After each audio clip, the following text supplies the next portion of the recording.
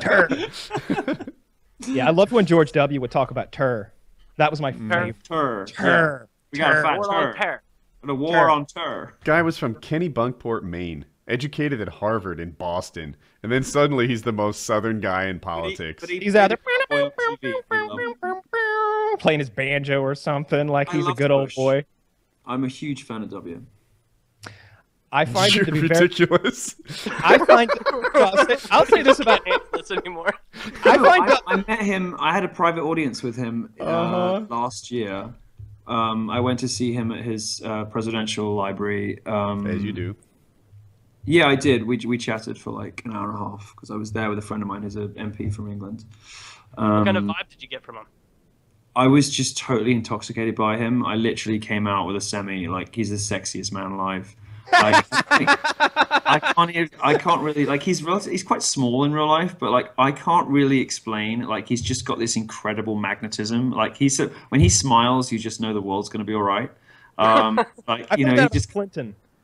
People have described meeting Clinton, and it was G. Gordon Liddy, actually, the guy who was part of the whole Watergate scandal back in the day. He's one of the guys who broke in, but he's also a radio talk show host, or at least he was back in the day. And he was talking about meeting Clinton and how intoxicating it was, and how Clinton, when he shakes your hand, he doesn't just shake your hand, he takes your hand in both hands and pulls you in close and really gets in there, and he's just smiling. Yeah, plenty of women can attest to that. Well, with the women, he pulls them in close and he doesn't let them fucking go. Turns them around. Come here, Paula.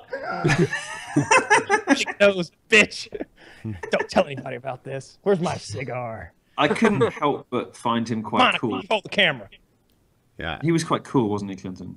Clinton was I very think Clinton and Yes. George W. both seem like guys that would be fun to hang out with now that they're not president anymore. W would be so fun to hang out with. I mean, he was. Bales of But coke. stop it! Stop it! What? You know It's what? I true. hope you're talking to him. Never proven. Oh, Oh, come wait a on. minute. I thought he admitted He it. admitted that. Yeah. I don't even care. I don't even care. I don't care either. I mean, Obama talks about doing blow. I don't care if a president does drugs at all. I mean, as long as he's not like shooting fucking heroin with his hand on the button, I don't care. As long as he's not like, he doesn't turn into like a meth head in the Oval I mean, hey, Office. if you're going to be the highest guy in the land and you're going to be perhaps making some decisions about drug legislation, then maybe Wouldn't you kill you should to have a few lines. be good if you tried some drugs before. You know, Don't I've heard, legislating about coke if you've never done any.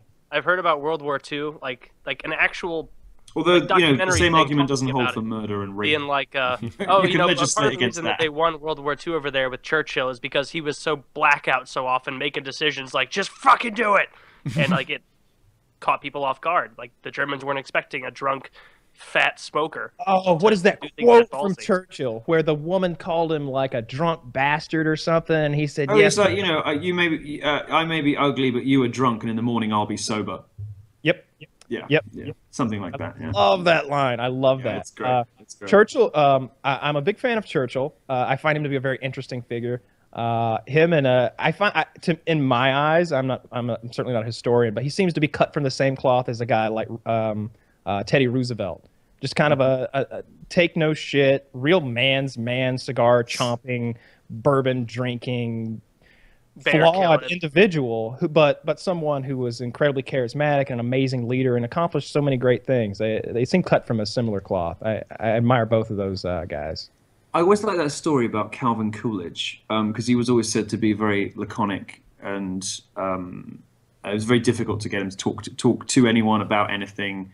Kind of just wanted to be left alone, and never really said much. But when he said something, it really mattered. And I don't know if this story is probably apocryphal, but it's in at least one biography of him. This is some event at the White House, and a woman walks up to him and says, "Mr. President, I have a bet with my friend. She says that I'll never get you to say like 3 words to me." And he just turned around to her and goes, You lose. "You lose." Yeah. Yeah. I love that stuff. I'm really interested in the presidents. I watched the History Channel a ton growing up, and I formed my own opinion about several of the presidents. I feel like Lincoln was our worst president. He's the guy who Wait, where's that absolutely. come? Let me go right through it. All right, think I about wanna it this hear way. this. Lincoln allowed the fucking country to fall apart. he couldn't find a resolution to this major states' rights issue without killing 500,000 Americans in the process. That's a massive failure. That's a huge failure. Think about it. Like he got into a states' rights issue where he's the Saddam Hussein of the 1800s, right? Sure, It was a civil war that he put down violently. How many of it? I mean, we talk about Saddam gassing 50,000 Kurds.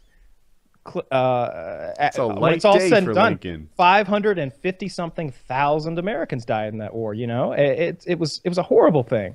I feel like Lincoln's way down there on the list of presidents. I'm a big Washington fan because there was a guy where they said, "Would you like to be king of America, Mr. General Washington?" And he said, "No, absolutely fucking not. That's not what we came here for." And they said, "Well, how about you just serve a 3rd and 4th and 5th term and we just see how it goes?" And he's like, "No, we said it was going to be fucking 2 terms. I'm out." Like that's what we just fought and died and bled for. No, I won't be the king of America, and no one else has done that. Every politician since, at least in some regard, has wanted more power. And there you had a guy who was willing to give the power away. He didn't want the throne. He wanted the best for his people, the best for his country. I'll mess this. And mine. Although I love FDR. FDR's hardcore. I was a historian had met with Bill Clinton while he was still in office, and Clinton asked him, like, how am I doing? How am I stacking up in terms of all the great presidents? And he's like, "You're doing all right. You're top 3rd, but not top tier." And he's like, "That's pretty good. It seems like if you really want to be top tier, you need to be a wartime president, and I'm quite happy being a peacetime president." And it impacted my views on presidential rankings. When you hear about the greatest ones, you're typically hearing about World War II presidents, Civil War presidents, or American Revolution presidents. I don't mind a peace and prosperity reign. I think I've heard that Clinton quote before, and it's a pretty fucking cool quote. I'm sure I slaughtered it, but that's the intent there. I got it about right. And when I think about Obama's term, right now he's, of course, very, very polarizing. But I think that people who view history in the way that I do, in that he turned around the Great Recession, if you give him any credit for that, and brought us into an era that has been mostly peace and prosperity, as much as people like to slowest recovery in history and kickstarting a race war by not standing up to race hustlers?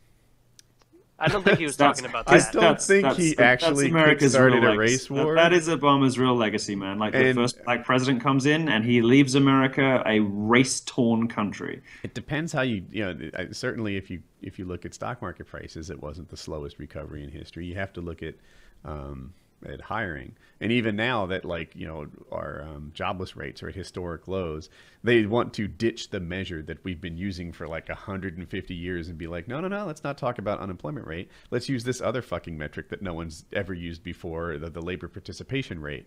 And it's I wonder if you could apply that shifting metric to everybody else. That's some Sean Hannity math right there. Yeah, thanks.